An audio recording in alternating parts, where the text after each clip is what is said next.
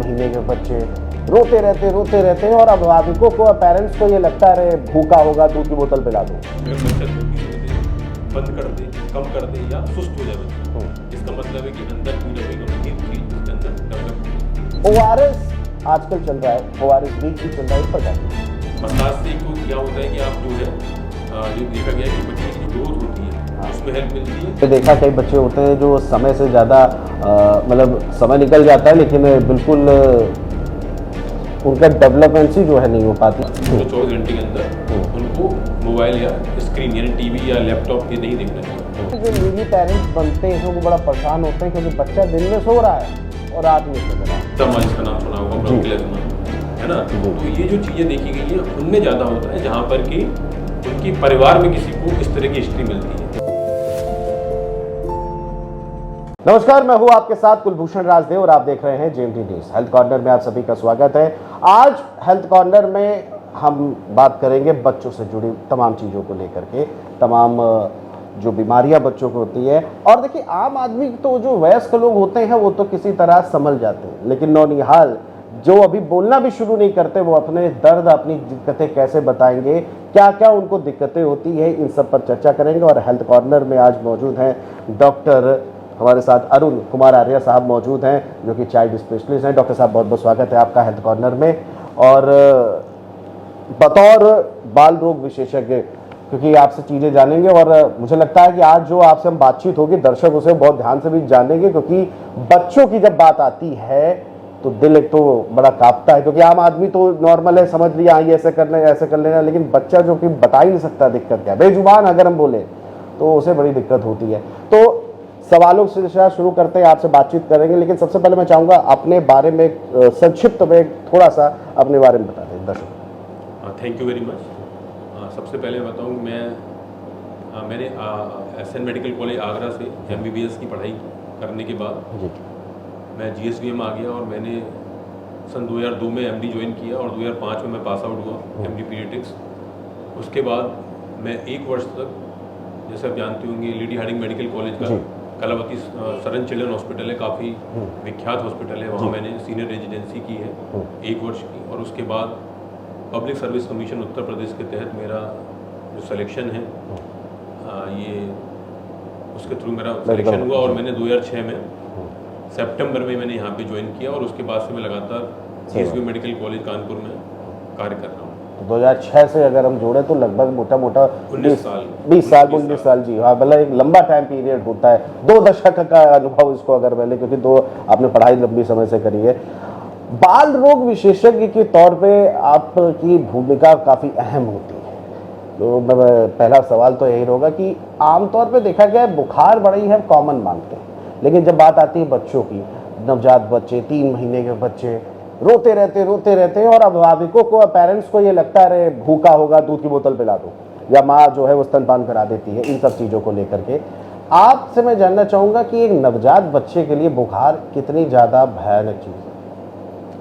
अगर हम लोग नवजात शिशु की बात करें तो उनमें जो है टेम्परेचर बढ़ना, जो हम लोग कहते हैं कि मतलब फीवर आ रहा है उसको, उतना ज़्यादा गंभीर वो मामला नहीं होता है। इससे ज़्यादा गंभीर होता है कि उनमें टेम्परेचर कम हो जाए, हाइपोथर्मिया। क्योंकि हाइपोथर्मिया नवजात शिशु में बहुत ज़्यादा बड़ा एक मेजर किलर माना जाता है। और अगर फीवर आ रहा है तब भी दिक्कत है, लेकिन उससे ज़्यादा सिग्निफिकेंट हम लोग कहते हैं तो उनमें हाइपोथर्मिया बहुत ज़्यादा गंभीर बीमारी मानी जाती है। लेकिन अगर बच्चे को फीवर आ रहा है, उसके बाद हम लोग देखते हैं कि नवजात शिशु, क्योंकि आप जिससे बोल रहे हैं कि वो अपनी बातों को बता नहीं पाते हैं, तो हम लोग कहते हैं कि अगर उनके अंदर मुख्य लक्षण हम लोग जो देखते हैं कि जो नवजात शिशु अपनी माँ का दूध काफ़ी अच्छे से पी रहा था या और किसी माध्यम से जो दूध पी रहा था, वो अगर अचानक ही दूध पीना छोड़ दे रहा है या दूध कम पी रहा है, सुस्त हो जा रहा है, तो हम लोग को ये समझना चाहिए अभिभावकों को कि इसका मतलब कोई गंभीर चीज़ बच्चे के अंदर चल रही है। और इसको हम लोग डेंजर साइन बोलते हैं कि अगर बच्चा दूध पीते बंद कर दे, कम कर दे या सुस्त हो जाए बच्चा, इसका मतलब है कि अंदर कोई ना कोई गंभीर चीज़ उसके अंदर डेवलप हो रही है। तो ऐसी कंडीशन में हमको तुरंत ही बाल रोग विशेषज्ञ से संपर्क करना चाहिए। और बिल्कुल डॉक्टर साहब, कहीं ना कहीं कहा यह भी जाता है कि न्यूट्रिशन जो बच्चे को है, नवजात बच्चे को, वो माँ के दूध से ही मिलता है, और जब वही छोड़ दे तो कहीं ना कहीं संकेत, रेड लाइट सिग्नल जो है वो कहीं ना कहीं दे रहा है। और एक चीज़ और देखिए, बच्चों को अक्सर क्या होता है, बुखार जब चढ़ जाता है बहुत ज़्यादा, लोग हल्का चीज़ें देते हैं, लेकिन बुखार काफ़ी दिनों तक बना रहता है और उससे कहीं ना कहीं सर पे भी दिक्कतें आ जाती हैं। कभी कोई कहता है सर में पस जम जाना, या अलग जो मेडिकल की भाषा में आप ही समझते होंगे इसको, वो उस स्थिति में क्या करना चाहिए? मैं जानता हूं। देखिए, जैसे आप बोल रहे हैं कि अगर मान लीजिए बच्चे को अगर बुखार आ रहा है, बुखार के साथ जैसे पस तो नहीं कहेंगे, लेकिन जैसे अगर उसके साथ में से अगर कोई भी झटके आ रहे हैं उसको, या सिर में बहुत तेज दर्द हो रहा है, उल्टी बहुत ज़्यादा हो रही है, जो कि दवाई देने पे भी बंद नहीं हो रही है, तो ये उसमें थोड़ा सा मेनिंजाइटिस के लक्षण होते हैं कि बुखार है, उसके साथ साथ झटके आए, बच्चा बेहोश हो जाए या बच्चा जो है बहुत ज़्यादा सुस्त हो जाए, तो ऐसी कंडीशन में हम लोगों को मेनिंजाइटिस के लिए तुरंत ही डॉक्टर से संपर्क करना चाहिए, क्योंकि इससे ज़्यादा हम लोग अगर, क्योंकि मेनिंजाइटिस बहुत गंभीर बीमारी है। खासकर आपने देखा हो गोरखपुर में एक टाइम पे एनकेफ्लाइटिस हुआ करता था, उसमें यही लक्षण होते थे, बच्चा चिड़चिड़ा हो गया, बच्चों को हाई ग्रेड फीवर आ रहा है, झटके आ रहे हैं, बेहोश हो जा रहा है, तो ऐसी कंडीशन में हमको तुरंत डॉक्टर से संपर्क करें और ऐसी चीज़ों को नज़रअंदाज ना करें। बिल्कुल, संचारी रोग दस्ता जो उस तरह की चीज़ें आई थी उसमें बच्चे जिस तरह से हो रहे थे, अब तो वो खत्म ही हो गया एक तरह से पूरा देखा जाए चीज़ें। बुखार की बात होगी डॉक्टर साहब, थोड़ा सा संचारी रोग की हमने बात करी, तो अब हम बात संक्रमण से थोड़ा शुरू करते हैं चीज़ों को। बच्चों में संक्रमण बहुत ही जल्दी आता है क्योंकि वो सबसे स्वच्छ होते हैं, नवजात बच्चे होते हैं, चीज़ें होता है, और कहीं ना कहीं इम्यूनिटी भी इतनी स्ट्रांग नहीं होती है। कैसे पता चलेगा कि इनको संक्रमित हो गए हैं और उससे कैसे बचाव करें? खासतौर से पेरेंट्स के लिए भी आज की चर्चा बड़ी इंपॉर्टेंट है, क्योंकि उन्हीं को खास ख्याल रखना है। हाँ, जैसे कि आप सही कह रहे हैं, क्योंकि अब जैसे कि ये वाला जो समय चल रहा है, खासकर जो मानसून का सीजन है, मानसून सीजन में आप देखेंगे कि मेनली दो तरह की बीमारियां बच्चों में बहुत कॉमन होती हैं। एक होता है कि आपका जल जनित रोग, यानी कि वाटर बोर्न डिजीजेस, और दूसरा होता है वेक्टर बोर्न डिजीजेस। तो पहले हम लोग जल जनित बीमारियों की बात करें तो जल जनित में देखते हैं कि जो अगर आपको शुद्ध पानी नहीं मिल रहा है, यानी प्योर वाटर नहीं मिल रहा है, सेफ वाटर नहीं मिल रहा है, तो उसकी वजह से क्या होता है कि बहुत सारे संक्रमण इस मौसम में हो सकते हैं, जैसे कि टाइफाइड हो गया, वायरल हेपेटाइटिस है जिसको हम लोग पीलिया बोलते हैं, उसके चांस काफ़ी ज़्यादा रहते हैं, है ना। तो इस तरह की बीमारियाँ, और इसके अलावा जैसे आप देखते होंगे दस्त हैं बच्चों में, डायरिया हो गया, एक्यूट गैस्ट्रोएंटेरिटिस हो गया, ये बहुत कॉमन होता है इस सीजन में, क्योंकि इस समय पे ज़्यादा चांस होते हैं कि वाटर जो है आपका प्रदूषित पानी हो जाए। तो इसलिए हम लोगों को ध्यान रखना होता है कि इस समय पे अगर पानी पी रहे हैं तो उबाल के पिए, कोशिश करें भाई जहाँ तक संभव हो आरओ का पानी पिए, लेकिन हर किसी के लिए संभव नहीं है, तो आप उसको कम से कम उबाल के ठंडा करके छान के पानी को पिए। इसके अलावा बाहर की जो भी जो आप देखते हैं ना कटे हुए फल हैं, या हम लोग बाहर का जूस भी इस समय बहुत मना करते हैं, क्योंकि जैसे लोग गन्ने का जूस पीते हैं जी, कहते हैं बाहर का, लेकिन उसमें क्या होता है, इसमें गंदगी के चांस बहुत रहते हैं, इन्फेक्शन, अगर उस संक्रमित होगा तो उससे हेपेटाइटिस और ये सब होने का चांस बहुत ज़्यादा रहता है, टाइफाइड होने का चांस बहुत रहता है। तो बाहर का कटे वटे फल वगैरह या जूस ना पिए सीजन में, और शुद्ध पानी पिए। बच्चों के साथ साथ पेरेंट्स को भी साथ में ध्यान रखना हो, क्योंकि हम लोग जो पेरेंट्स होते हैं वो बच्चों के लिए एक रोल मॉडल का काम करते हैं। अगर हम लोग वही काम करेंगे तो हमारे बच्चे भी उसी को देख देख के करेंगे। इसके अलावा खासकर उसके अलावा हम लोग और क्या बता सकते हैं, हाइजीन के लिए सबसे इम्पोर्टेंट चीज़ है हाइजीन का ध्यान रखें। अगर बच्चा खाना खा रहा है तो उससे पहले अच्छे से उनको समझाइए कि हाथ धो के खाना खाएं। इवन जब आप खाना खा रहे हैं उसके बाद भी हाथ धोएं। तो ये हम लोग को अपने व्यवहार में लाना होगा, क्योंकि व्यवहारिक प्रवर्तन को मतलब डेवलप होने में काफ़ी समय लगता है। दूसरा हमने बात की तो दूसरा होता है वेक्टर बोर्न डिजीज, जैसे जो मच्छर से, मच्छर या मक्खियों से फैलती है, डेंगू मलेरिया, हाँ, जैसे कि डेंगू हो गया, मानसून में तो ये है, ये इवन वायरल इनकेफ्लाइटिस हो गया, जापानी इनकेफ्लाइटिस, तो इस सीजन में ज़्यादा फैलती है। तो उसके लिए हम लोगों को ध्यान ये रखना है, खासकर जैसे डेंगू है तो आप जानते हैं कि इसका मच्छर जो होता है जनरली दिन में काटता है। हाँ।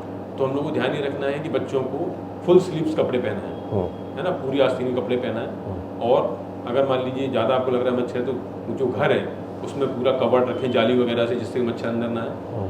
और इसके अलावा हम लोग मॉस्किटो रेपेलेंट्स हैं जैसे ऑल आउट वगैरह, इस सब का भी यूज कर सकते हैं, या ओडोमॉस वगैरह, जिससे कि उनको मच्छर ना काटे। और छोटे बच्चों में इसमें और सावधानी रखनी है। डेंगू में और ध्यान रखना है कि किसी घर के आसपास कहीं पर भी पानी को जमा ना होने दें, क्योंकि ये साफ पानी में जनरली डेवलप होता है। तो इसलिए हम लोग उसका ध्यान रखें। बिल्कुल, और पेरेंट्स को ज़्यादा ध्यान रखने की आवश्यकता है, क्योंकि गॉड तो छोटे बच्चे के लिए पेरेंट्स ही है। तो अपनी आदत डेवलप करेंगे, क्योंकि पता भी नहीं चलेगा और गलती से बच्चों को पे इम्पैक्ट पड़ जाएगा। पीलिया जैसी बड़ी गंभीर बीमारी आपने बताई। एक चीज़ और, उल्टी दस्त की बात होती है, और जब ऐसी चीज़ें आती है तो बड़ा समस्या होती है, क्योंकि आम आदमी तो अपने आप को संभाल लेगा लेकिन बच्चे नहीं संभाल पाते। ORS आजकल चल रहा है, ORS वीक भी चल रहा है, इस पर क्या कहेंगे? हाँ, जैसे कि आपको बताएं, हमारे यहाँ IAP जो है इंडियन एकेडमी ऑफ पीडियाट्रिक्स, प्रतिवर्ष इस जुलाई के लास्ट वीक में, यानी कि 25 से लेके और 30-31 तारीख तक हम लोग प्रतिवर्ष ORS सप्ताह मनाते हैं। इसमें हम लोग जनता को और जितने भी हेल्थ केयर वर्कर्स हैं, जनता है, आम जनता, सभी को ORS के प्रति जागरूक मतलब हम लोग करते हैं। और आप जानते हैं कि अगर हम लोग कहें कि जो आपका 21वीं शताब्दी 20वीं 21वीं शताब्दी का सबसे बड़ी अगर कोई खोज है तो पेनिसिलिन के बाद हम लोग कहेंगे ORS, क्योंकि ORS ने करोड़ों लोगों की ज़िंदगी को बचाया है। क्योंकि जैसे ही अगर बच्चे में डिहाइड्रेशन, डायरिया हो रहा है तो हम लोग मतलब रिकमेंड करते हैं, एडवोकेट करते हैं कि जैसे ही दस्त शुरू हो रहे हैं बच्चों को, पहले दस्त से ही हम लोग ORS का प्रयोग करना शुरू करें, ताकि ठीक हो जिससे कि बच्चों, क्योंकि आप जानते हैं कि डायरिया में मुख्य कारण जो होता है मृत्यु का या गंभीर होने का, वो मुख्य कारण डिहाइड्रेशन होता है, यानी कि शरीर में पानी की कमी होना। तो उसके लिए हमको ध्यान रखना है कि जैसे ही डायरिया शुरू होगा हमको साथ के साथ ORS कर देना है। लेकिन साथ में और इम्पोर्टेंट चीज़ मैं जनता की अवेयरनेस के लिए बताना चाहता हूँ कि जो ORS होता है उसको आप जूस या इसकी तरह ना लें, क्योंकि ये औषधि है, तो इसका सही प्रयोग बहुत जरूरी है। तो तरीका बिल्कुल जी। तो जो हम लोग गवर्नमेंट सेक्टर में हम लोग जो ORS आता है वो 1 लीटर पानी में, जैसे 1 लीटर की जो बोतल आती है पानी की, उसके अंदर हम लोग को पूरा उसको मिला के देना है। अगर हम लोग कम या ज़्यादा पानी में उसको मिलाएंगे तो उसको फायदे की जगह वो नुकसान कर सकता है, क्योंकि उससे क्या होता है कि जो आपका इलेक्ट्रोलाइट इम्बेलेंस के चांस रहते हैं और बच्चों को फायदे की जगह वो नुकसान कर सकता है।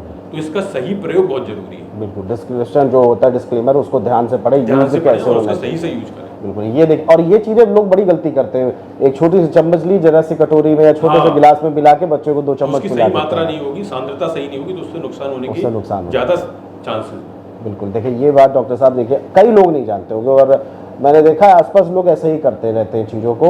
और नहीं, हम लोग देखते हैं ना कि हमारे यहाँ से आपके पास आते हैं, इमरजेंसी में मरीज आता है जी, तो हम लोग उनसे पूछते हैं कि आपने कैसे बनाया, तो पता चला कि भाई वो जो है, जैसे आपको 1 लीटर में हम लोग मिलाते हैं, वो क्या कर रहे हैं, थोड़ा सा निकाला और चुटकी चुटकी मिला रहे हैं। तो उससे क्या होता है, सोडियम की मात्रा कभी ज़्यादा हो जाती है शरीर में और कभी कम हो जाती है, जिसकी वजह से बच्चे को झटके वगैरह ये सब भी आ सकते हैं और बच्चों को नुकसान हो सकता है। बिल्कुल, और ये देखिए, और ये बिल्कुल आपने सही बात बताई है, क्योंकि ये बच्चों के मामले में काफ़ी सतर्कता होनी चाहिए। और मुझे लग रहा है आज पेरेंट्स जो हैं इसको समझेंगे तो कहीं ना कहीं कुछ तो नॉलेज बढ़ेगी इस चीज़ को लेकर के।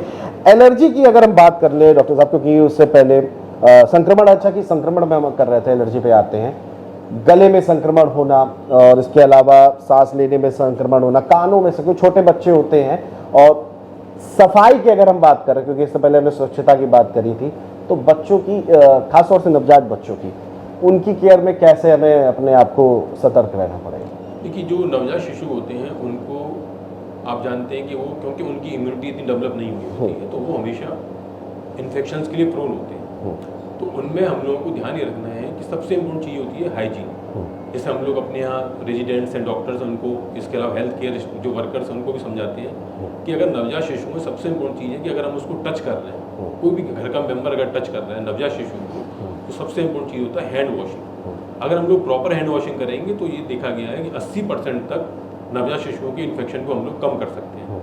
दूसरा, नवजात शिशु में ध्यान ये रखना है कि अगर सपोज करिए घर में किसी भी बड़े लोग को, यानी कि पेरेंट्स हैं या और भी एल्डरली लोग हैं, अगर उनको कोई बुखार है, जैसे वायरल फीवर हो रहा है, कफ कोल्ड हो रहा है, तो उनको उस बच्चे से दूर रहना है। क्योंकि अगर उससे मतलब क्योंकि बच्चा इम्यूनो कम्प्रोमाइज एक तरह से, तो उसमें अगर कोई भी इन्फेक्शन होगा तो तेजी से उसके अंदर वो एक्वायर कर सकता है। तो ये सब चीज़ों का अगर हम लोग ध्यान रखेंगे, हाइजीन का ध्यान रखेंगे, तो बच्चों में इन्फेक्शन के चांस काफ़ी कम रहते हैं। और दूसरा, नवजात शिशु में हम लोगों ने देखा है कि आजकल जैसे हम लोग बहुत रिकमेंड करते हैं, जैसे अभी आप देखेंगे ब्रेस्ट फीडिंग वीक भी आने वाला है, लेकिन हम लोग देखते हैं कि अभी भी जो यूपी का भी जो डेटा कहता है कि करीब 60 से 70% महिलाएं मतलब 1 घंटे के अंदर अपना दूध नहीं पिलाती हैं, और करीब 40% माताएं ऐसी होती हैं जो एक्सक्लूसिव ब्रेस्ट फीडिंग जिसको हम लोग बोलते हैं, यानी कि जन्म से लेके 6 महीने तक केवल अपना दूध पिलाएं, उसको भी नहीं कर रही है। ज़्यादातर माताएं अब क्या करती हैं, आप देखते होंगे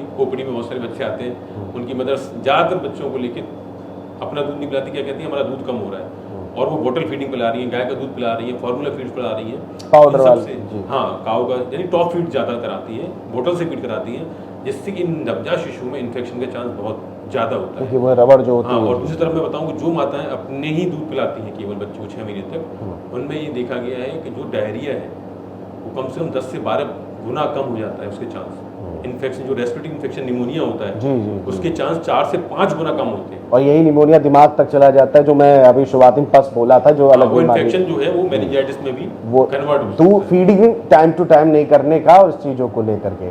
तो ये खासतौर से माताओं को इस पर विशेष ध्यान और देना दूसरा चाहिए। क्या होता है कि जैसे कि आप देखते होंगे, जैसे भाई देखिए इसमें जो ब्रेस्ट फीडिंग होता है उसमें अलग से आप जानते हैं कोई खर्च नहीं हो रहा है, वो माता के पास हमेशा रेडीली अवेलेबल है, सबसे अच्छा आहार बच्चे के लिए वही होता है। लेकिन कुछ भ्रांतियां हैं और लोग देखा देखी में क्या करते हैं कि मान ली सपोज करिए जो पुअर पेशेंट्स हमारे आते हैं वो भी देखा देखी में इस तरह काम करते हैं। सपोज करिए वो क्योंकि वो उसको अफोर्ड नहीं कर पा रहे, एक तो हाइजीन मेंटेन नहीं कर पाते, बिल्कुल। दूसरा क्या होता है जैसे मान ली सपोज करिए एक डिब्बा जैसे दूध का डिब्बा एक बच्चे के लिए 2 या 3 दिन मतलब चलना चाहिए, उसी को वो 10 से 15 दिन तक चलाते हैं, यानी इतना ज़्यादा ओवर डाइल्यूट कर देते हैं कि ये बच्चे जो है कुपोषण में चले जाते हैं। बिल्कुल भाई क्योंकि उनको पर्याप्त पोषण नहीं मिल पाता है, दूसरा इन्फेक्शन की वजह से वो बार बार इन्फेक्शन हो रहा है तो वो और ज़्यादा कुपोषित हो जाते हैं। आपने बहुत अच्छा वर्ड यूज़ किया, कुपोषण एक मुझे अच्छा चीज़ मिला, इस पर मैं कहने वाला था, क्योंकि आजकल एड्स भी आते हैं कई सारे ऐसे मतलब तमाम की। हाँ। बच्चों का पेट भरना तो बड़ा आसान है, लेकिन उसमें प्रोटीन विटामिन तमाम चीज़ें मल्टीग्रेन्स को जो मल्टीविटामिन होते हैं चीज़ें वो भरना बड़ा मुश्किल होता है। हाँ, क्योंकि देखिए आप जो कह रहे हैं वो सही कह रहे हैं। एक्चुअल में क्या है हम लोग एक ब्रॉड उसमें देखें तो बच्चे को अगर उसका पूरा अच्छे से डेवलपमेंट के लिए उसको केवल एक ही चीज़ नहीं चाहिए, जैसे कि केवल आप सोचेंगे प्रोटीन ही प्रोटीन दे तो डेवलपमेंट हो जाए, ऐसा नहीं है। उसको प्रोटीन, कार्बोहाइड्रेट, फैट और न्यूट्रिएंट्स चाहिए, मल्टीविटामिन, सबका सब चीज़ चाहिए जिससे कि उसका अच्छे से डेवलपमेंट हो जाए। तो कुपोषण वाली बातें जो हैं हमने देखा कई बच्चे होते हैं जो समय से ज़्यादा मतलब समय निकल जाता है लेकिन बिल्कुल उनका डेवलपमेंट ही जो है नहीं हो पाती। ऐसे चीज़ों पे क्या कहाँ कमियाँ रह जाती है डॉक्टर साहब? इसमें जैसे मैंने आपको बताया कि देखिए अगर आप 6 महीने तक हम लोग रिकमेंड करते हैं केवल माँ का दूध दें, क्योंकि माँ का दूध 6 महीने तक बच्चे के लिए सबसे अच्छा पोषण है। बिल्कुल। दूसरा हम लोग रिकमेंड करते हैं कि 6 महीने के बाद जैसे ही बच्चा 6 महीने का होता है उसको जो है सेमी सॉलिड फूड देना शुरू करें, जिसको हम लोग कॉम्प्लीमेंट्री फीडिंग कहते हैं। यानी जैसे ही बच्चा 6 महीने का हो रहा है तो माँ का दूध तो देना ही है, लेकिन माँ के दूध के साथ साथ उसको पूरक आहार जिसको हम लोग कॉम्प्लीमेंट्री फीडिंग कहते हैं वो देना है। जैसे कि आप जैसे पतली पतली दाल हो गई, सूजी का हलवा हो गया, या आप जो है खीर बना दीजिए बच्चों को पतला पतला, हल्का खिचड़ी बना दिया, दलिया हो गया, तो ये हम लोगों को देना है, सेमी सॉलिड देना स्टार्ट करना होगा। इसी अगर हम भी प्रॉपर करते रहेंगे तो बच्चा जनरली कुपोषित नहीं होता।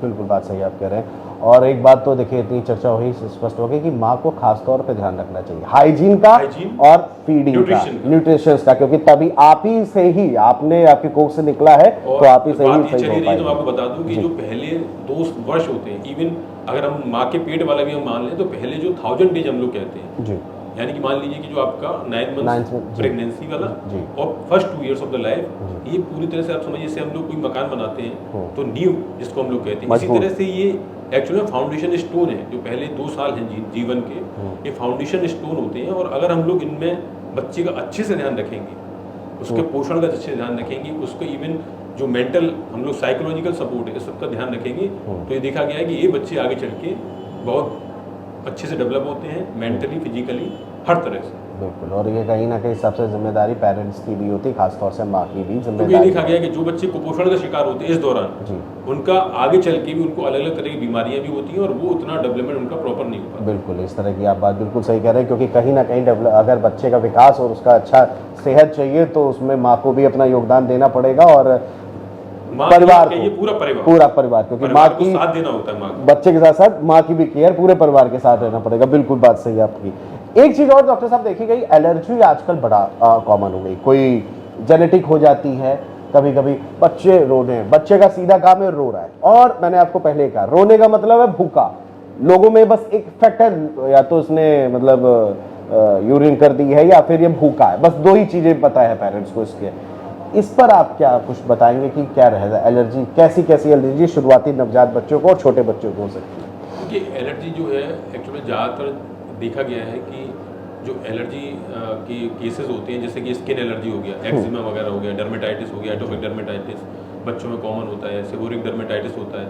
इसके अलावा पल्मोनरी हम लोग अगर उसमें देखें तो दमा, जिसका नाम सुना होगा, ब्रोंकियल, है ना। तो ये जो चीज़ें देखी गई हैं उनमें ज़्यादा होता है जहाँ पर कि उनकी परिवार में किसी को इस तरह की हिस्ट्री मिलती है, यानी जेनेटिक हिस्ट्री अगर किसी को मिल रही है, अगर फैमिली हिस्ट्री मिल रही है तो ज़्यादा चांस होते हैं इस तरह की बीमारियों के।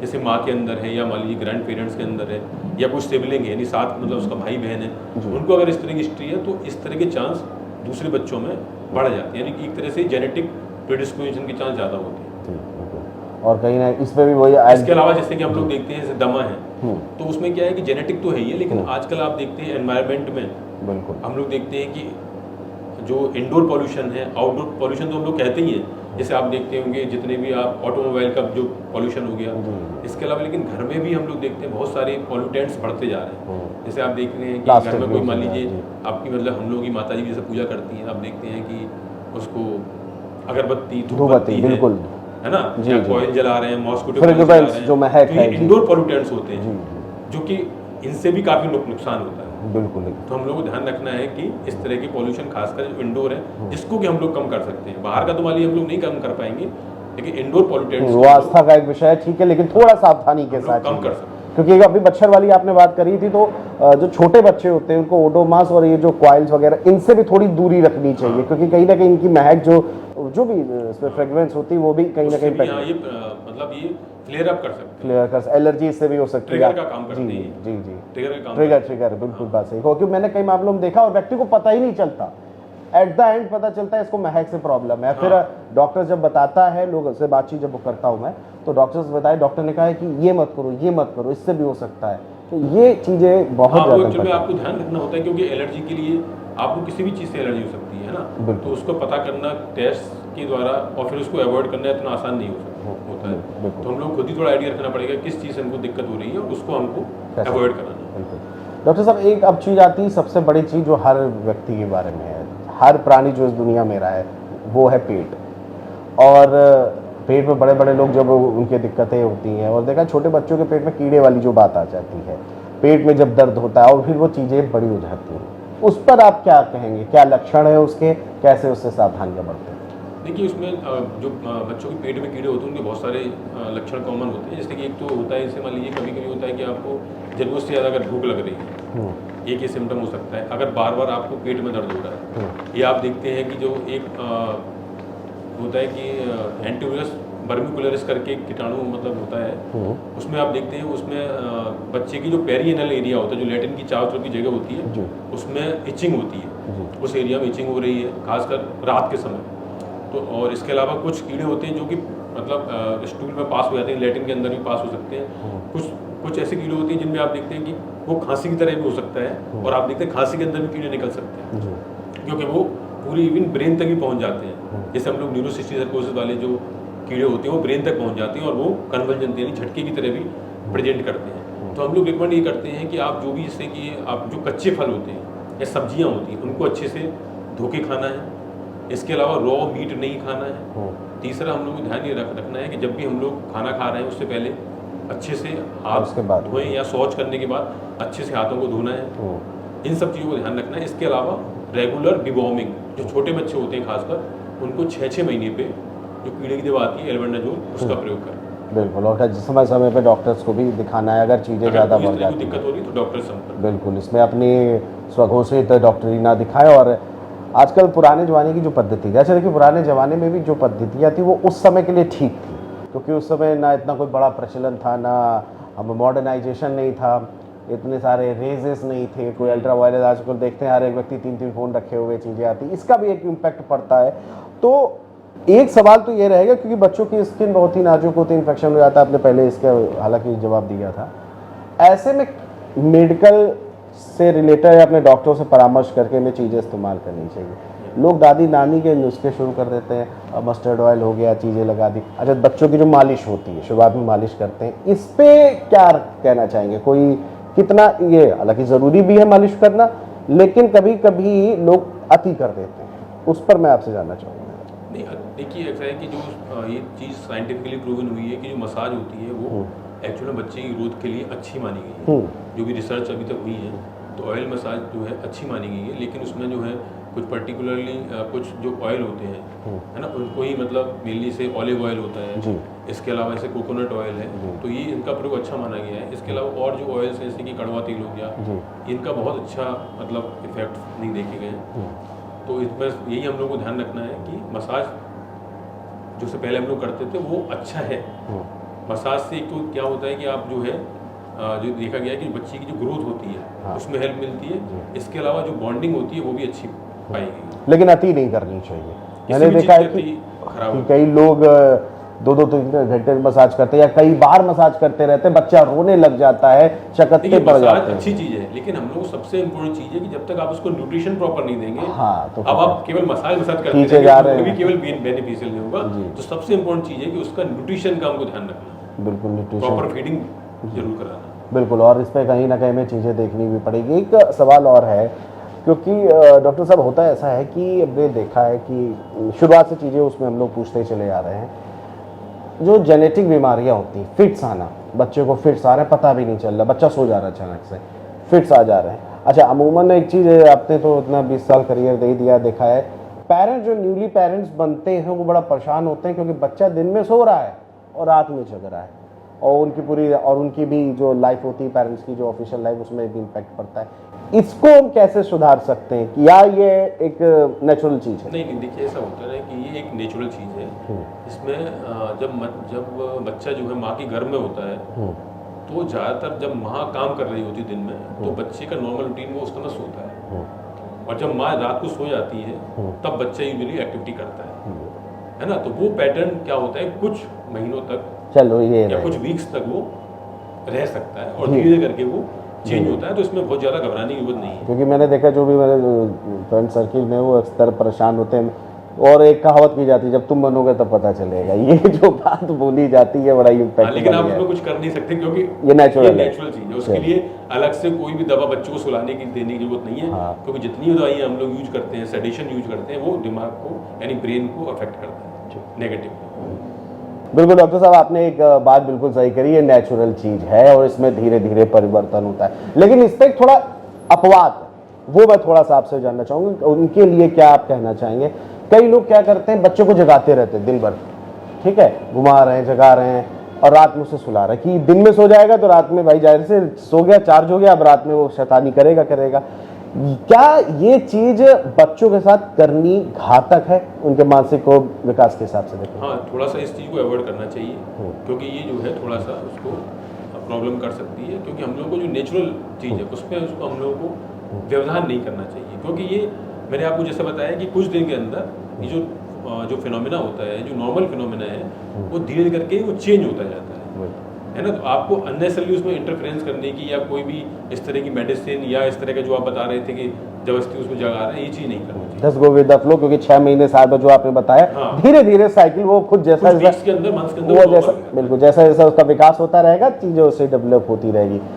प्रश्न एक और रहेगा डॉक्टर साहब कि आजकल बच्चे बड़े आधुनिक, हम लोग आजकल भाषा में कहते हैं हाईटेक चिल्ड्रंस, और ये इम्पैक्ट हो गया है वो छोटा सा जो मोबाइल है, जो अच्छी भी चीज़ है, आती भी है। अच्छा, कई रिश्तेदारों को मैंने देखा, कई फोन लगा बच्चों को ऐसे गोद में लेकर के उसकी फोटो खींचना या उसको मोबाइल देखना, फिर वो बच्चे की लत लग जाती है। ये कितना ज़्यादा हार्मफुल है और इस पर पेरेंट्स को क्या करना चाहिए? देखिए, जो हमारा IAP की जो गाइडलाइन है उसके अकॉर्डिंगली, जैसे छोटे बच्चे होते हैं, पर्टिकुलरली जो स्कूल एज ग्रुप के हैं, प्री स्कूल एज ग्रुप में 6 साल से कम के बच्चे जो हैं, उनमें जो मैक्सिमम टाइम दिया गया है वो आधे से 1 घंटे रिकमेंडेड है, इससे ज़्यादा नहीं। और जो बड़े बच्चे होते हैं उनमें 2 आवर्स, इससे ज़्यादा पूरे 24 घंटे के अंदर उनको मोबाइल या स्क्रीन यानी टीवी या लैपटॉप ये नहीं देखना चाहिए। क्योंकि खासकर पर्टिकुलरली जो छोटे बच्चे होते हैं, लेस देन 6 ईयर्स वाले हैं, जो और छोटे हैं 3 साल से, उनमें क्या होता है कि आई का जो है डेवलपमेंट हो रहा होता है, फिक्सेशन और सब चीज़ का डेवलपमेंट हो रहा होता है। तो उस कंडीशन में अगर वो ज़रूरत से ज़्यादा उसका प्रयोग करते हैं तो केवल उसकी आई पे असर नहीं पड़ता है, उसका जो नॉर्मल जो डेवलपमेंट हो रहा है उसको भी वो अफेक्ट करता है। आई में बहुत सारी प्रॉब्लम हो सकती है, निस्टैग्मस वगैरह डेवलप हो सकता है, इसने देखा महंगापन लगातार देखने से दिक्कत हो सकती है उसको।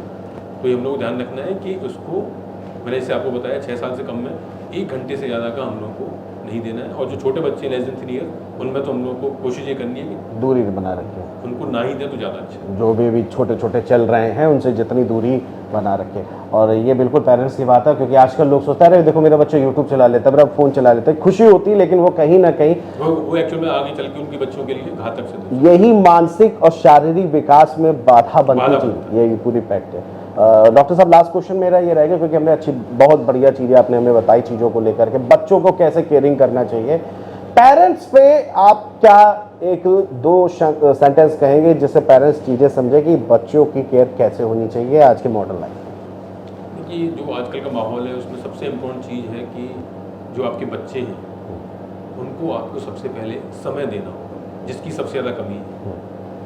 क्योंकि हम लोग देखते हैं कि इतना बिजी लाइफ है कि पेरेंट्स जो है बच्चे को समय नहीं दे पा रहे हैं, और उसी वजह से बहुत सारी चीज़ें, जैसे आपने बताया कि मोबाइल में लगे रहते हैं, वो इसीलिए क्योंकि आप खुद बिजी हैं। आप खुद क्या करते हैं कि पहले स्टार्टिंग में बच्चों को भाई अपना वो करने के लिए आप बच्चों को मोबाइल दे रहे हैं और आप अपने काम में बिजी हैं, तो बच्चे को क्या होता है कि धीरे धीरे करके वो आइसोलेशन में जाने लग जाता है और बच्चा जो है उसका एडिक्ट हो जाता है। एडिक्शन, तो ये उसको दिक्कत करता है। और दूसरा क्या है कि बच्चे के सामने हम लोगों को खुद एक रोल मॉडल बन के काम करना होता है। क्योंकि अगर हम लोग कोई भी काम ये कहेंगे आपसे, मैं कहूँ कि आप ये काम मत करिए और मैं खुद उस काम को कर रहा हूँ, तो वो उसको आप भी फॉलो नहीं करेंगे। बिल्कुल। तो सबसे पहले मुझे उन बच्चों के लिए रोल मॉडल बनना होगा। जैसे कि अगर सपोज करिए हम लोग कहते हैं हाइजीन का, तो घर से आता है बच्चे के अंदर। बिल्कुल। पेरेंट्स अगर मान लीजिए खाने से पहले प्रॉपर कहीं से आए हैं, हैंड वॉश कर रहे हैं, खाने से पहले हैंड वॉश कर रहे हैं, है ना, खाने के बाद हैंड वॉश कर रहे हैं, तो जो बच्चे होते हैं उनको कॉपी करते हैं। दूसरा हम लोग देखते हैं कि बच्चे से लोग कहते हैं कि बच्चे जो फ्रूट्स नहीं खा रहे हैं, है ना, या बच्चा मतलब हेल्दी फूड नहीं खा रहा है, तो अगर आप हेल्दी फूड खाएंगे बच्चों के सामने तो वो भी आपको देखा देखी करेंगे। अगर आप पूरे दिन क्या कहेंगे स्नैक्स खा रहे हैं या मतलब इस तरह की चीज़ें खा रहे हैं, तो वो आपको देख के कॉपी करते हैं। तो हम लोग को उनके सामने अच्छी हैबिट खुद पहले उनके सामने रोल मॉडल बनना होगा, तभी वो उसको फॉलो करेंगे। बिल्कुल सही बात है, क्योंकि जिसी कहा जाता है कि माँ बाप सबसे बड़े गुरु होते हैं, सबसे पहले होते हैं, और माँ तो पहले ही होती हैं। और आपसे आज बातचीत करके लगा कि बच्चे को माँ के साथ पूरे परिवार की आवश्यकता है। बच्चे को तो माँ की होगी, लेकिन जच्चा बच्चा को पूरे परिवार की आवश्यकता होती है।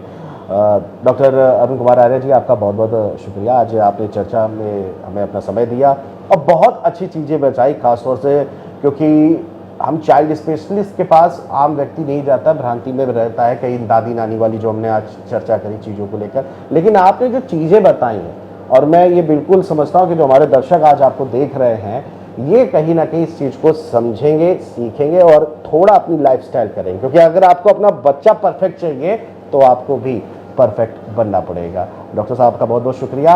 हेल्थ कॉर्नर में थे ये डॉक्टर अरुण कुमार आर्य जी, चाइल्ड स्पेशलिस्ट हैं और 20 साल से इसी क्षेत्र में सेवा देते आ रहे हैं। और इनकी जो बातें हैं कि बच्चा अगर स्वस्थ रखना है तो माँ बाप को स्वस्थ होना पड़ेगा और पूरे परिवार को स्वस्थ होना पड़ेगा, मानसिक तौर पे, शारीरिक तौर पे, और आदतन भी ये चीज़ें अपनानी होगी, तभी आपका बच्चा बीमारियों से दूर रहेगा और सुरक्षित रहेगा। फिलहाल हेल्थ कॉर्नर में आज के लिए इतना ही। देखते रहिए GMT न्यूज़। नमस्कार।